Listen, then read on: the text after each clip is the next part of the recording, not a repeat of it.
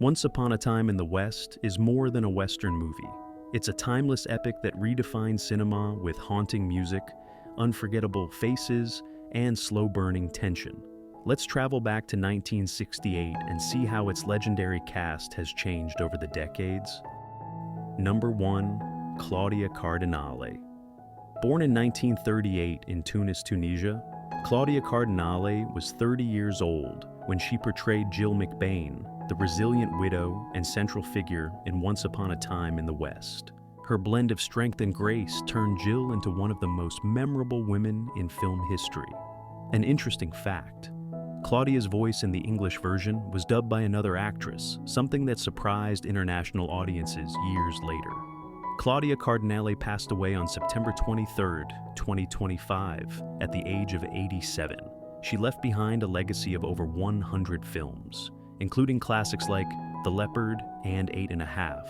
Admired for her intelligence, independence, and timeless beauty, Claudia will forever remain one of Italy's most treasured film icons. Number 2. Henry Fonda. Born in 1905 in Grand Island, Nebraska, Henry Fonda was 63 years old when he took on the shocking role of Frank, a ruthless killer unlike any character he had played before. Known for his noble and heroic roles, Fonda's casting as a villain stunned audiences and critics alike. Sergio Leone personally convinced him to accept the part, believing only Fonda's calm demeanor could make the cruelty even more chilling. Henry Fonda passed away in 1982 at the age of 77 due to heart disease. His legacy includes classic performances in The Grapes of Wrath and 12 Angry Men.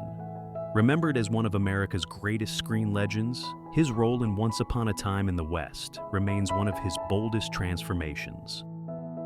Number 3. Jason Robards. Born in 1922 in Chicago, Illinois, Jason Robards was 46 years old when he played Cheyenne, the charming outlaw with a code of honor. His rugged humor and surprising depth made Cheyenne one of the film's most beloved characters. Interestingly, Robards was not Leone's first choice, but his performance ultimately became one of the strongest in the movie. Jason Robards passed away in 2000 at the age of 78 due to lung cancer. After the film, he enjoyed a long and acclaimed career, winning 2 Academy Awards for All the President's Men and Julia. His portrayal of complex, world-weary men made him a respected figure in both film and theater. Number 4. Charles Bronson. Born in 1921 in Ehrenfeld, Pennsylvania, Charles Bronson was 47 years old when he portrayed Harmonica, the mysterious gunman seeking revenge. With minimal dialogue and piercing eyes, Bronson created an unforgettable character that became one of the coolest figures in Western cinema. An interesting fact: Clint Eastwood was offered the role first, but turned it down, allowing Bronson to rise to international fame. Charles Bronson passed away in 2003 at the age of 81 from pneumonia after battling Alzheimer's disease in his later years. Following the film, he became one of the most popular action stars of the 1970s, especially known for the Death Wish series. His stoic presence and quiet intensity defined an era of tough guy heroes. Number 5. Gabriele Ferzetti. Born in 1925 in Rome, Italy, Gabriele Ferzetti was 43 years old when he portrayed Morton, the wealthy yet ailing railroad tycoon. His character symbolized the rise of greed and the fall of the Old West. Ferzetti brought elegance and melancholy to Morton, creating a villain more tragic than evil. An interesting fact: despite his health in the film, Ferzetti was actually a strong, athletic man off-screen. Gabriele Ferzetti passed away in 2015 at the age of 90. After the film, he continued a long career in Italian cinema, appearing in classics like L'Avventura and The Night Porter. Known for his sophistication and charisma, he remains one of Italy's most respected actors. Number 6. Paolo Stoppa. Born in 1906 in Rome, Italy, Paolo Stoppa was 62 years old when he played Sam, the loyal station agent who meets a tragic fate early in the film. Though his screen time was brief, Stoppa's performance added authenticity to the film's opening moments. An interesting fact: Stoppa was already one of Italy's most beloved stage actors before Leone cast him in the movie. Paolo Stoppa passed away in 1988 at the age of 82. Throughout his career, he appeared in more than 80 films and worked closely with director Vittorio De Sica. His charm and warmth made him a familiar and beloved presence in Italian entertainment. Number 7. Woody Strode.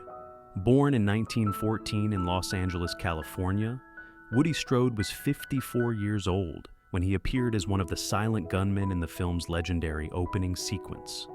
A former football player and athlete, Strode's imposing presence made him unforgettable, despite having almost no dialogue. Fun fact, the first 10 minutes of the movie, featuring Strode, are now considered one of the greatest openings in film history.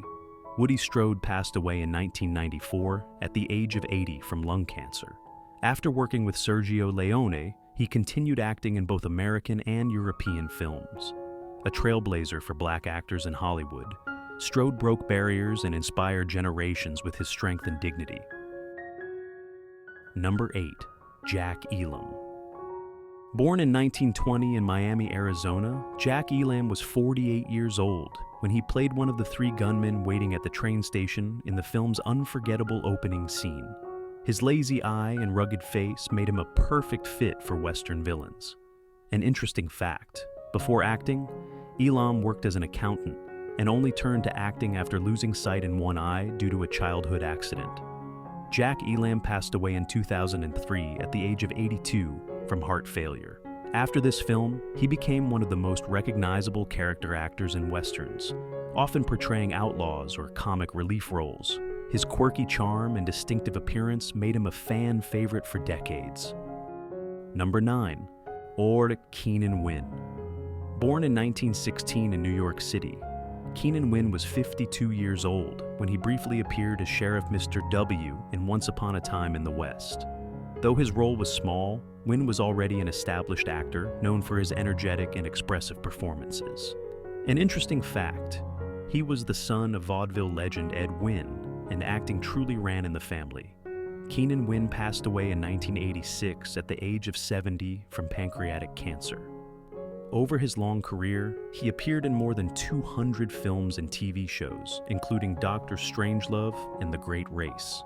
His professionalism and versatility made him one of Hollywood's most reliable supporting actors. Number 10. Frank Wolff.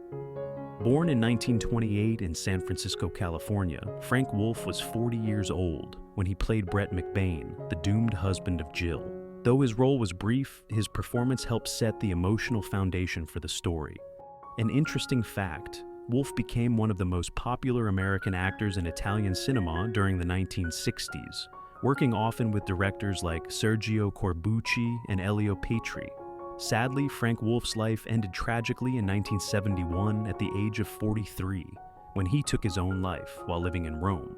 Despite his short career, he left a strong impression with his intensity and sincerity, remembered fondly by fans of classic European cinema.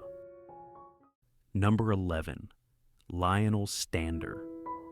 Born in 1908 in the Bronx, New York, Lionel Stander was 60 years old when he voiced the character of Morton's aide in the English version of the film.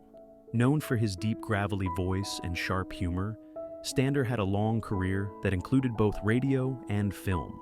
An interesting fact, he was blacklisted in Hollywood during the 1950s for alleged political ties, forcing him to work in Europe for years. Lionel Stander passed away in 1994 at the age of 86 from lung cancer. In his later years, he regained popularity through television, most notably in the series Heart to Heart. His comeback story remains a symbol of resilience and artistic integrity in Hollywood. Thanks for watching. The cast of Once Upon a Time in the West may have changed, but their legacy remains eternal, etched in the dust, music, and memory of cinema history.